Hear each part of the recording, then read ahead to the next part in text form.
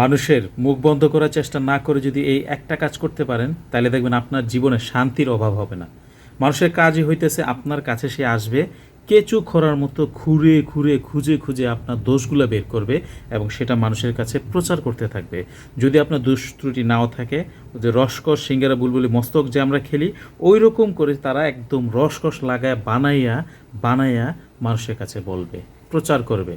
তার সামনে যদি একটা ফেরেশতাও আসে, সেই ফেরেশতার ভুল ধরবে সে এবং সেটাকে সে মানুষের কাছে প্রচার করবে। এটাই মানুষের স্বভাব।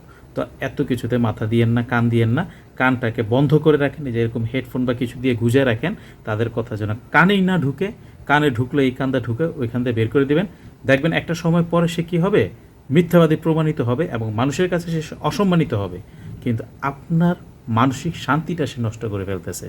আপনি যদি কানটা বন্ধ রাখেন, আপনার মানসিক শান্তি যেভাবে পাবেন এবং আপনার নির্দিষ্ট লক্ষ্যেও আপনি পৌঁছাতে পারবেন বিন্দাস।